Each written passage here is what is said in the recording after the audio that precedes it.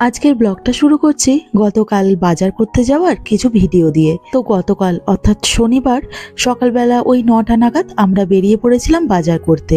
প্রবাসে থেকে জামাই ষষ্ঠীর দিনটাতে বাপের বাড়ি যাওয়া তো সম্ভব নয়, তবুও এই বিশেষ দিনগুলোতে টুকটাক কিছু রান্নাবান্না করার ইচ্ছা তো হয়। তাছাড়া বছরের এই সময়টাতে আমরা বিদেশে থেকেও আমাদের দেশের মতনই আম, লিচু এই সব পেয়ে যাই। আর এই জিনিসগুলোই কেনার জন্য আজকে আমরা চলে এসেছিলাম আমাদের বাড়ি থেকে বেশ কিছুটা দূরে এই সোনালী সুপার মার্কেটে।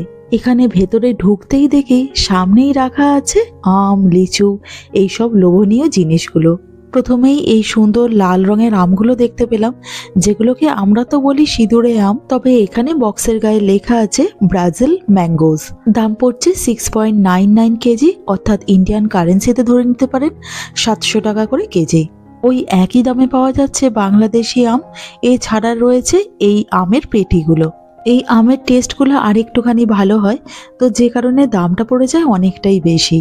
যেমন এক একটা পেটির দাম 1200 টাকা, 1000 টাকা, 1500 বা 1100 টাকার মতন পড়ে। আর এর ঠিক নিচেই রাখা আছে লিচু। লিচু এখানে 1000 টাকা করে কেজি।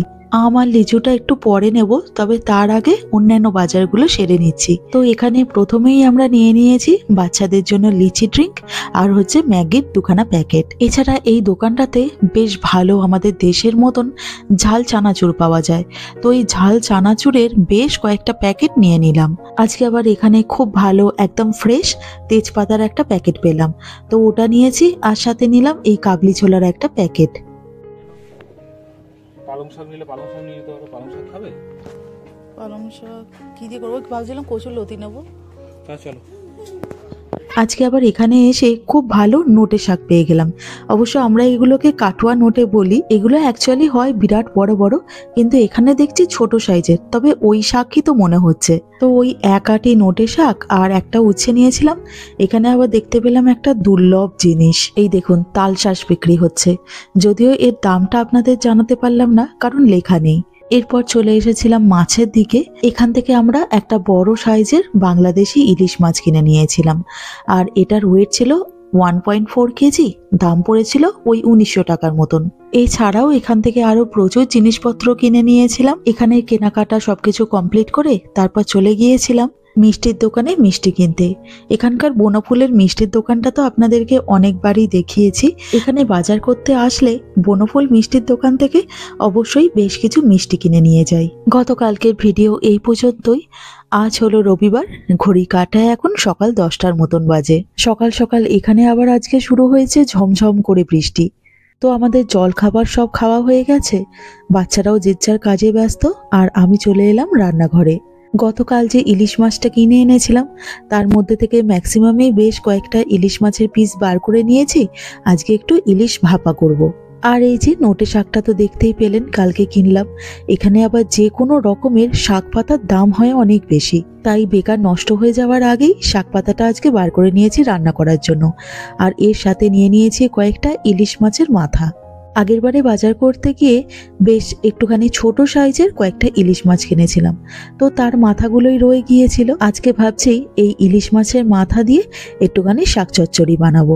এই তুমি মাছের মাথা দিয়ে চচ্চড়ি খাবে? শাকটা এনেছিলাম কালকে। করতে পারো। মাছের মাথা দিয়ে খাবে তো নাকি তোমার? সমস্যা এমনি করো, মোটামুটি শাকটা খেয়ে নাও, মাছটা বেঁচে নাকি তোমার জন্য আবার আলাদা তুলে রাখবো? শাক আলাদা ওখান থেকে তুলে নিতে পারলেই ভালো হবে, মাছের মাথাটা ছিল। আচ্ছা ঠিক। আর তাহলে কুমড়োটা একটু কেটে দাও, বড্ড শক্ত। হ্যাঁ চলো। কুমড়ো অবশ্য এখানকার হোক বা আমাদের দেশের হোক, যেখানকারই হোক না কেন, হয় ভীষণ শক্ত, তাই কাটতে বেশ সমস্যাই হয়। অবশ্য এক এক সময় আমাকেও কেটে নিতে হয়, তবে আজকে সুদীপ তো ফাঁকা বসেছিল, তো তাই জন্য ওকেই বললাম কুমড়োটা কেটে দিতে। মাঝখান থেকে নাহলে একটা কেটে দাও। প্রচন্ড শক্ত। হ্যাঁ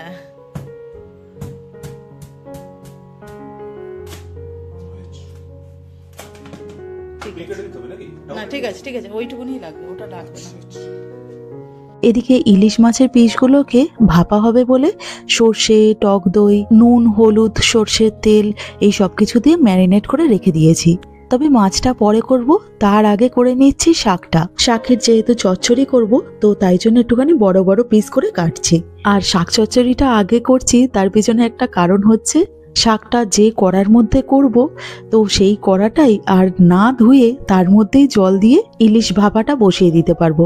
অ্যাকচুয়ালি এখানে জানেনই তো, নিজে হাতেই সব কাজ করতে হয়, আর কাজ যাতে একটু কমানো যায় তাই জন্যই এইসব ফাঁকিবাজি বুদ্ধি। তো যাই হোক, এদিকে আবার সব কটা সবজি আমার কাটা হয়ে গেছে। এরপর মাছের মাথাগুলোকে আগে ভেজে নিলাম।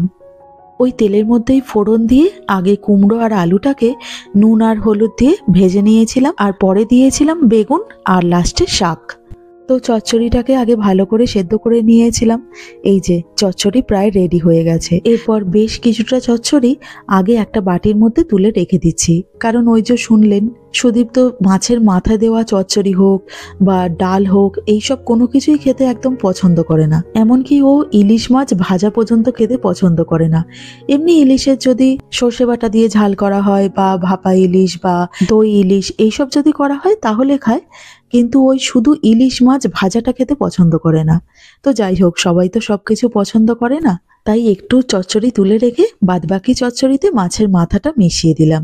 আর এই যে চচ্চড়ি হয়ে যাওয়ার পর ওই কড়াতেই দিয়ে দিয়েছি জল, আর এর মধ্যে বাটিটা বসিয়ে উপর থেকে চাপা দিয়ে দিলাম ভাপা ইলিশ করার জন্য।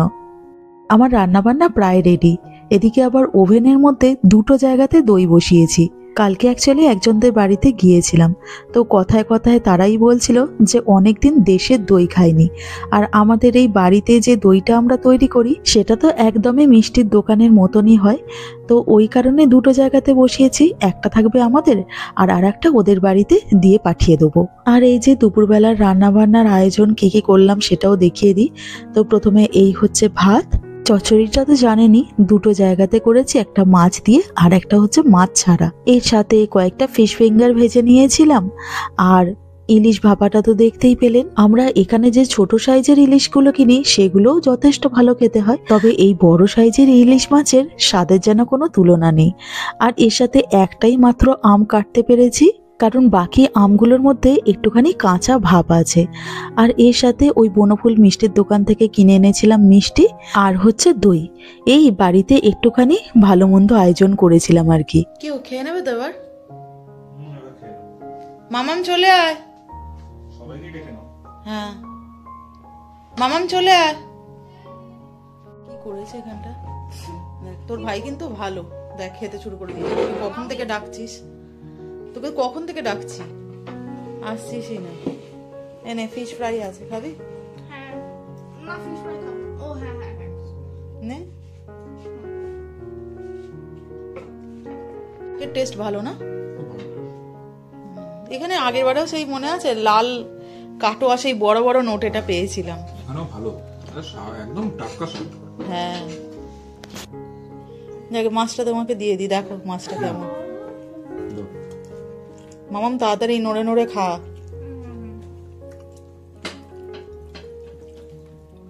ইলিশ মাছটা খেয়ে দেখো কেমন টেস্ট। ডিম শুদ্ধ ইলিশ। ও আচ্ছা, হ্যাঁ তাই তো। হ্যাঁ হ্যাঁ, ভালো ইলিশের টেস্ট।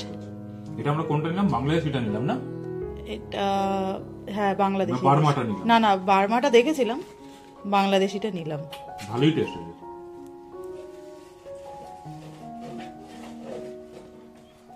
মামাম তাড়াতাড়ি খা।